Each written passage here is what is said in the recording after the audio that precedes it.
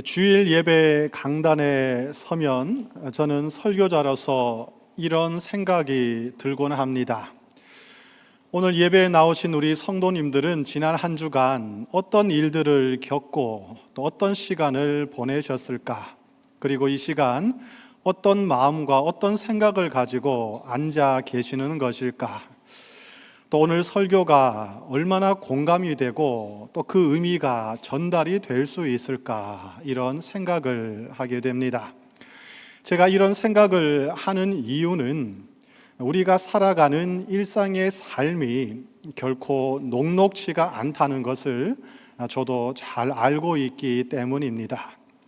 참으로 분주하고 피곤하고 힘겨운 일상을 살아가다가 그렇게 시간을 보내다가 주일 아침 이곳에 나와 예배하는 일이 사실은 쉬운 일이 아닐 것입니다.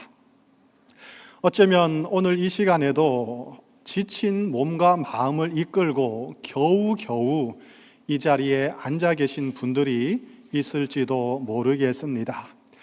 그러다 보면 이런 생각이 들기 시작합니다.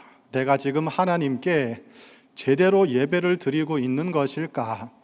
하나님은 지금 내가 드리는 이 예배를 정말로 받고 계시는 것일까? 내가 지금 여기 나와서 앉아 있는 이 시간이 무슨 큰 의미가 있는 것일까?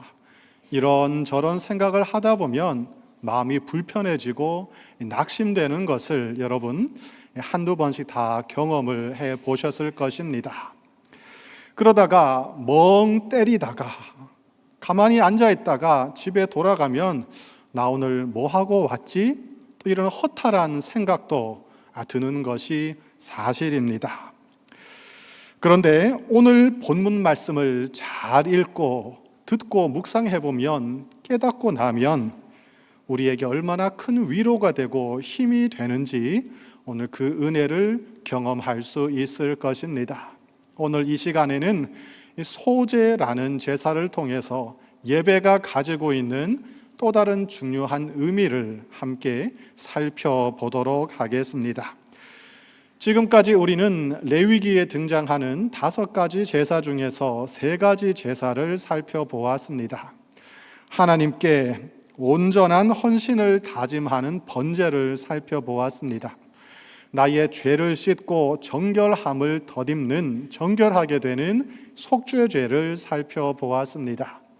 하나님과 이웃 사이에 풍성한 사귐, 교제를 누리는 화목제를 살펴보았습니다. 이들 제사는 모두 다 짐승을 잡아서 짐승을 불에 태워드리는 피의 제사라는 공통점을 가지고 있었습니다. 그런데 오늘 우리가 살펴볼 소제는 짐승이 아니라 곡식을 제물로 드리는 특이한 제사였습니다. 구약의 제사 중에 이 소제만이 유일하게 피가 없는 제사였습니다. 하나님께서는 이 소제를 드릴 때 곡식을 가져오라, 내가 곡식을 받겠다, 이렇게 말씀하셨습니다. 하나님께 짐승을 드리는 것이 아니라, 피를 드리는 것이 아니라 곡식을 드린다는 것은 과연 어떤 의미를 가지고 있을까요?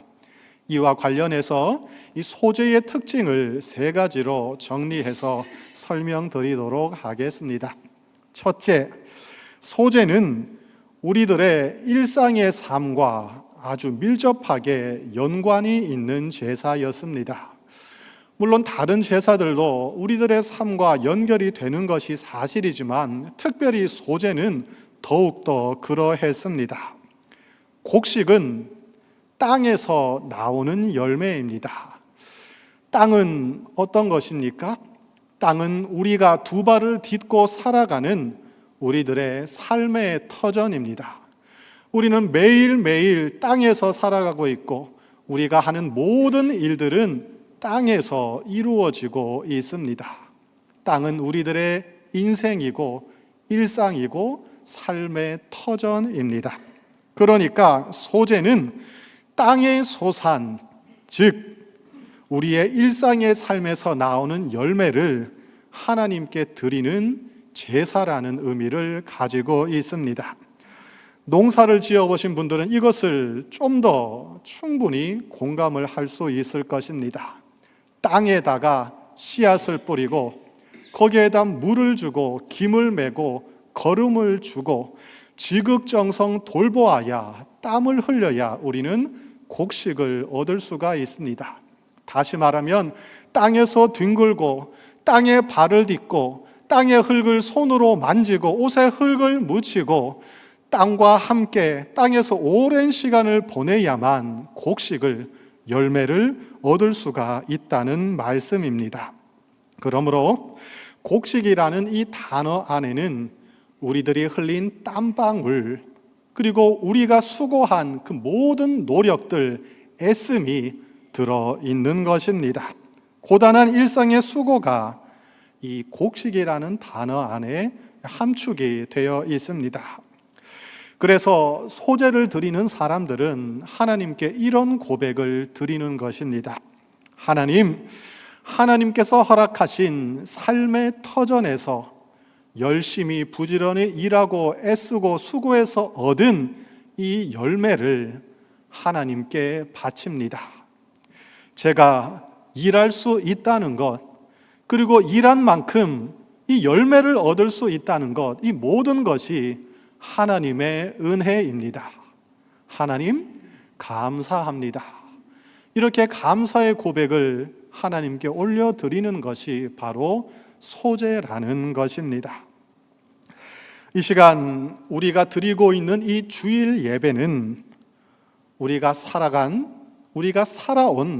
지난 한 주간의 삶과 따로 동떨어져 있는 것이 아닙니다. 삶 따로, 예배 따로 분리되지 않습니다. 우리가 한 주간 살아간 그 삶이 자연스럽게 예배로 이어지는 것입니다. 예배와 삶은 자연스럽게 연결되어 있습니다. 이 예배 안에는 1시간 남짓한 짧은 예배이지만 이 예배 안에는 여러분의 지난 한 주간의 모든 시간, 모든 삶, 모든 인생이 응축되어 있고 녹아들어 있습니다. 하나님은 이 예배를 통해서 여러분이 수고하고 애쓰고 보냈던 모든 시간과 모든 삶을 받고 계시는 것입니다. 지금 이 시간 여러분은 어떤 곡식들을 가지고 예배의 자리로 나오셨습니까? 눈에 보이는 곡식은 아니지만 저마다 다양한 모습으로 이런저런 여러분만의 곡식을 가지고 우리는 여기에 나와 있습니다. 지난 한 주간 부지런히 일하면서 땀 흘리고 수고하고 애썼던 그 모든 시간들, 누군가를 위해 기도하고 또 고민하고 아파했던 시간들, 하나님을 사랑하고 이웃을 사랑하기 위해서 부단히 애썼던 시간들, 그 모든 것들이 하나님께 드려지는, 또 하나님이 받으시는 거룩한 소제의 제물이 될 수 있습니다. 둘째, 소제는 가장 대중적이고 소박한 제사였습니다. 번제, 속죄제, 화목제는 짐승을 잡아서 또 죽여서 피를 흘리는 제사였습니다. 그러다 보니까 아무래도 엄숙하고 무거운 제사였을 것입니다. 소나 양이나 염소를 집에서 끌고 와야 됩니다. 말을 듣지 않으면 때리기도 하고 당근을 줘서라도 예배의 자리에 끌고 와야 했습니다. 그리고 그 소중한, 아까운, 불쌍한 이 가축을 죽여야 했습니다. 절차도 복잡하고 번거로운 수고를 감수해야만 했습니다. 하지만 소제는 그렇지가 않았습니다. 소제는 사람들이 매일 먹고 접할 수 있는 지극히 평범한 곡식들을 제물로 삼아서 하나님께 드리는 제사였습니다. 절차도 단순했습니다. 오늘 본문 2절에 보시면 고운 가루 한 웅큼을 가져다가 제사장에게 갖다 주어라, 이런 구절이 있습니다. 곡식을 빻아서 가루로 만들어서 그 중에 한 웅큼을 집어다가 제사장에게 갖다 두면 그 이후에 제사장이 다 알아서 제사를 진행했습니다. 소제를 드리는 사람은 별로 할 일이 없었습니다. 그저 감사하는 마음, 정성스러운 마음, 겸손한 마음은 있으면 그것으로 충분했습니다. 당시 유대 사회에서 가난한 사람들은, 정말로 가난한 사람들은 가축을 제물로 바친다는 것이 여간 부담되는 일이 아니었을 것입니다. 그러나 곡식은 마음만 있으면, 정성만 있으면 누구나 드릴 수가 있었습니다. 그만큼 소제는 소박한 제사였습니다. 여기에는 우리가 드리는 보잘것없고 아주 작은 것들이라 할지라도 하나님께서 그것을 소중하게 다루시고 소중하게 받아주시겠다는 하나님의 따스한 배려와 또 따스한 사랑의 마음이 담겨 있는 것입니다. 하나님께서 우리에게 원하시는 것은 값비싼 보석이나 화려한 장식품이 아닙니다. 사람들은 외모를 보고 화려한 것에 집착을 하고 큰 것에 관심을 갖고 있지만 하나님은 우리의 마음의 중심을 보십니다. 소박하고 평범한 곡식이라 할지라도 그 안에 감사가 있고 믿음이 있고 정성이 들어있다면 그것은 하나님께서 받으시는 거룩하고 향기로운 제물이 될 수 있습니다. 4절과 5절, 6절에 보시면 오늘은 읽지 않았지만 소제를 드리는 또 다른 방법들이 제시되어 있습니다. 소제는 곡식을 반죽해서 화덕에 구워서 드릴 수도 있었습니다. 또 그리고 철판에 붙여서 드릴 수도 있었습니다. 또 그런가 하면 냄비에 삶아서 끓여서 드릴 수도 있었습니다. 오늘날로 따지면 오븐에 굽거나 후라이팬에 기름을 두르고 붙이거나 냄비에 또 압력 밥솥에 삶아서 쪄서 드릴 수도 있다는 말씀입니다. 화덕, 철판, 냄비, 이것은 무엇을 뜻하는 표현일까요?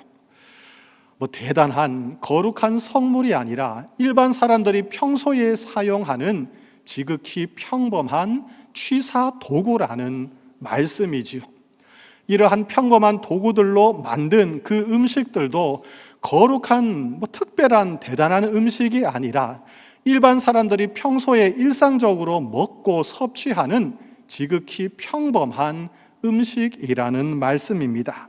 그런데 하나님께서는 이렇게 소박하고 평범하고 일상적인 그리 대단하지 않은 것들도 거룩한 제물로 받아주시겠다고 말씀하고 계십니다. 그러므로 마음이 없어서 문제지, 정성이 없어서 문제지, 누구라도 마음만 있으면, 정성만 있으면, 믿음만 있으면, 하나님을 사랑하는 마음만 있으면 누구든지 제사를 드릴 수가 있다는 말씀입니다. 셋째, 소제는 고운 가루를 제물로 삼아서 드리는 제사였습니다. 오늘 본문 2장을 계속해서 읽어보시면 고운 가루라는 표현이 반복적으로 등장을 하고 있습니다. 고운 가루를 하나님께 바쳐라. 소제는 그냥 드리면 안 됩니다.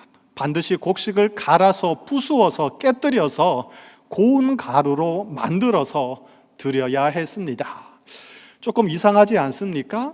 어차피 곡식을 불태워서 드리는 제사라면 굳이 힘들게 갈아서 드릴 필요가 없지 않겠습니까?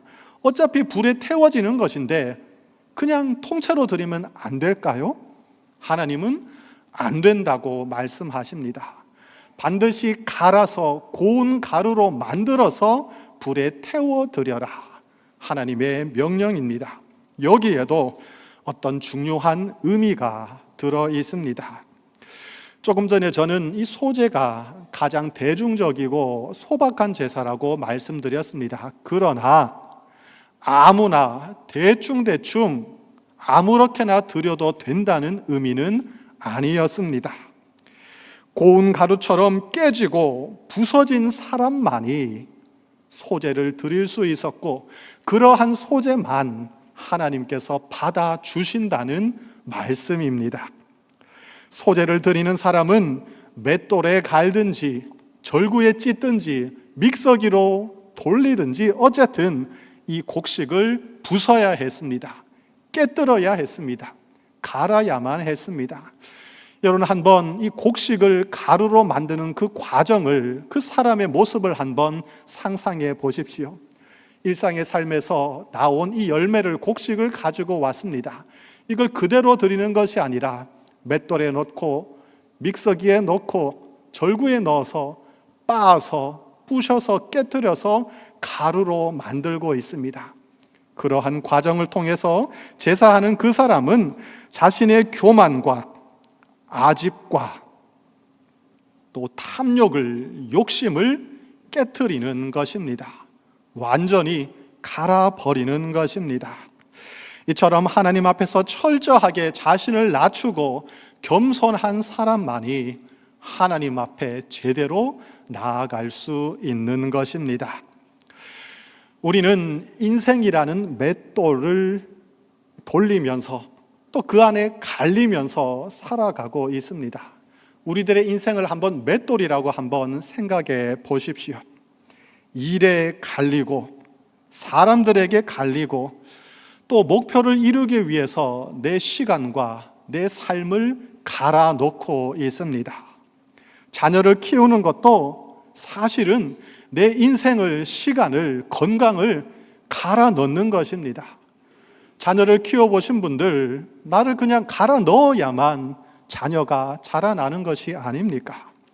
때로는 억울하게 오해를 받고 믿었던 사람에게 상처를 받고 끝없는 업무와 분주한 일상에 지쳐서 몸과 마음이 가루가 되는 것을 우리는 경험하며 살아가고 있습니다.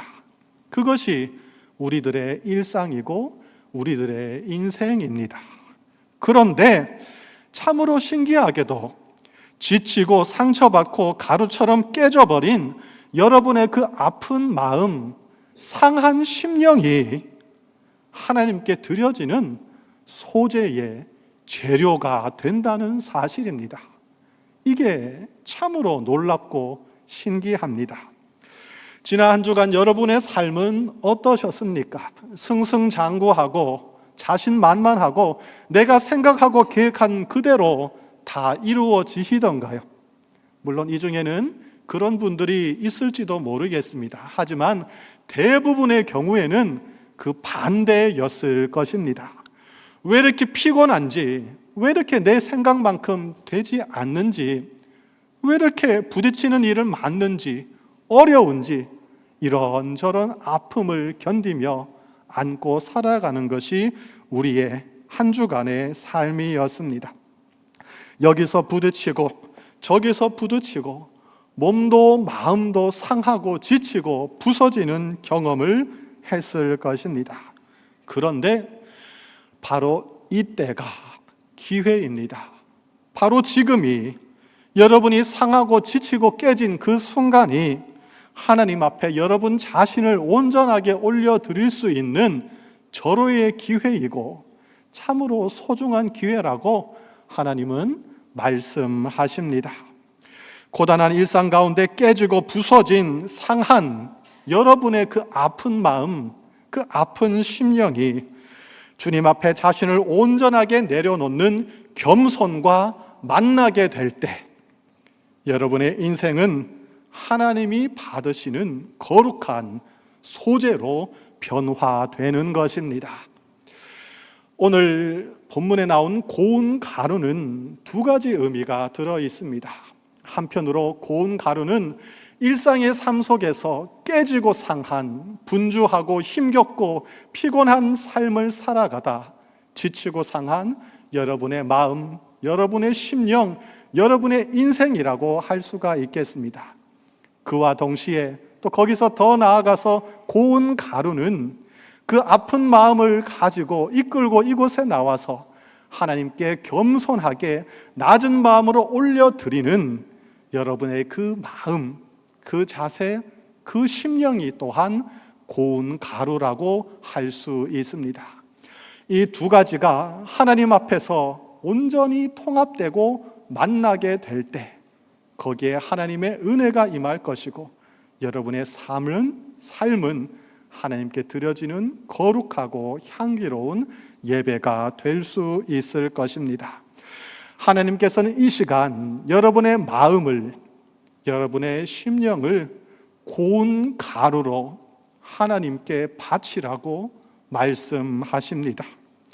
세상에서 지치고 상한 그 마음을 하나님을 향한 겸손과 헌신과 신뢰로 바꾸라고 명령하고 계십니다.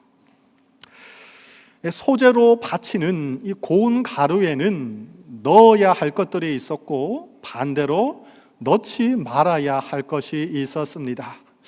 먼저 넣을 것이 세 가지가 있었습니다.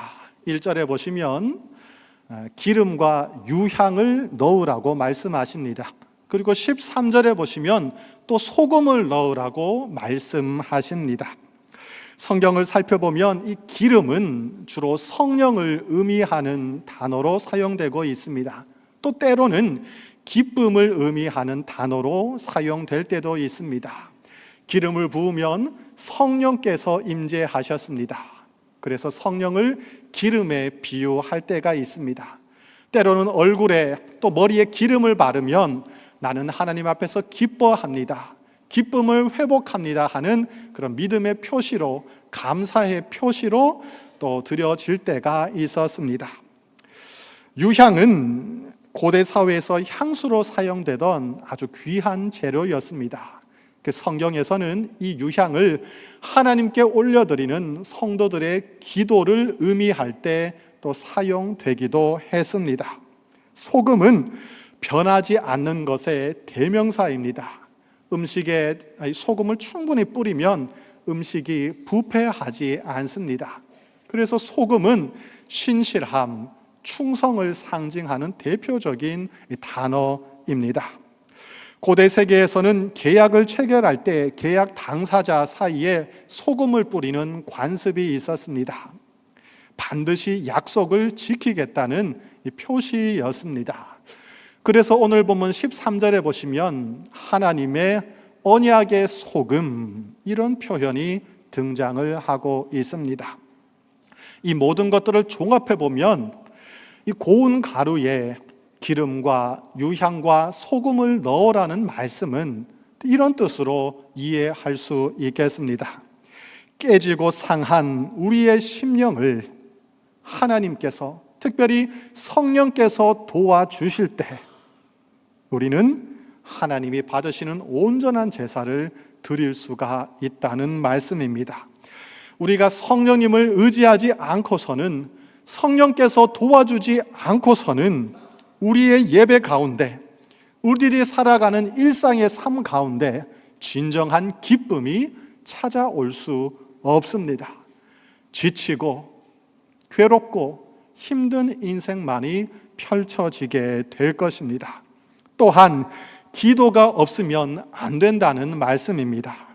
하나님을 향한 진실한 기도가 없다면 우리는 그저 깨어지고 부서지고 상한 파편, 조각 덩어리에 불과하고 말 것입니다.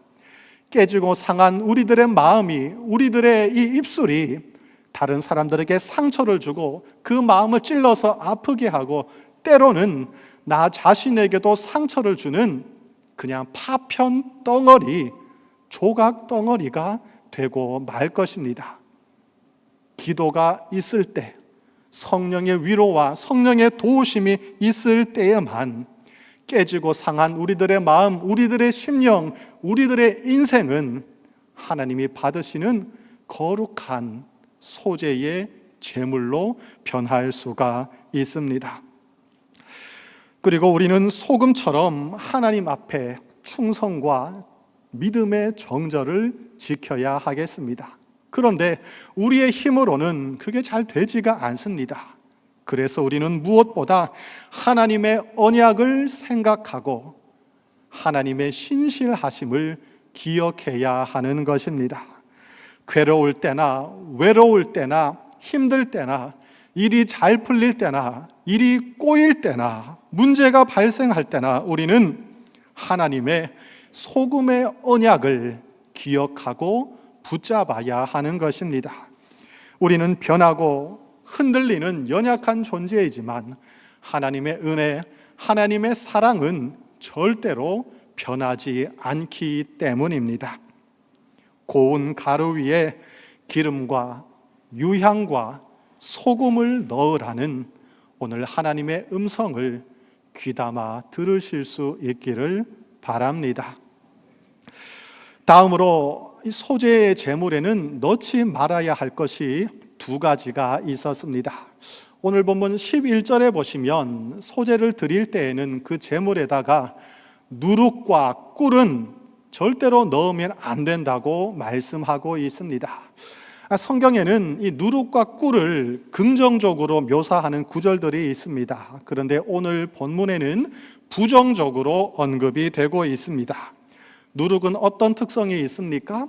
음식에다 누룩을 넣으면 발효가 됩니다. 변하는 것입니다. 부패하고 변질된다는 것이죠. 또 누룩을 많이 넣으면 부풀어 오릅니다. 자기를 과시하고 교만하게 된다는 것입니다. 또 꿀은 어떻습니까? 달콤합니다. 달콤하게 우리를 유혹하는 것입니다. 세상에는 우리를 유혹하고 우리를 흔들려는 참으로 많은 것들이 존재하고 있습니다. 음식에 꿀을 넣어버리면 음식의 본래 맛이 사라집니다. 그 꿀의 달콤한 맛이 음식을 본래의 맛을 덮어버리는 것입니다. 결국 누룩과 꿀을 넣지 말라는 말씀은 순수해야 한다, 진솔해야 한다, 진실해야 한다는 하나님의 요구이고 하나님의 말씀입니다. 교만하지 말아라, 과시하지 말아라, 부풀리지 말아라, 가식적으로 말하거나 가식적으로 살지 말아라. 그저 하나님 앞에 있는 모습 그대로, 그냥 그대로 나오면 된다. 그러면 내가 너를 받아주겠다 하시는 하나님의 말씀입니다. 지금까지 이 소재에 대해서 제가 그 특성을 설명해 드렸습니다. 우리는 지금 예배가 무엇인지, 더 나아가서 삶으로 드리는 예배에 관해서 배우고 있습니다. 이제 소재를 우리들이 드리는 이 예배에 적용을 해서 다시 짧게 세 가지로 정리해서 말씀드리겠습니다. 이것이 오늘 설교의 결론입니다. 첫째, 예배는 우리의 평범한 일상을 제물로 드리는 시간입니다. 하나님께서는 우리에게 우리가 감당치 못할, 우리가 가지고 있지 않은 엄청난 무언가를 요구하지 않으십니다. 사람들이 주목하는, 열광하는 대단한 일을 내놓으라고, 가져오라고 요구하지 않으십니다. 그저 평범한 것, 일상의 것, 소박한 것, 거기에 여러분의 마음을 담아서 가져오라고 말씀하십니다.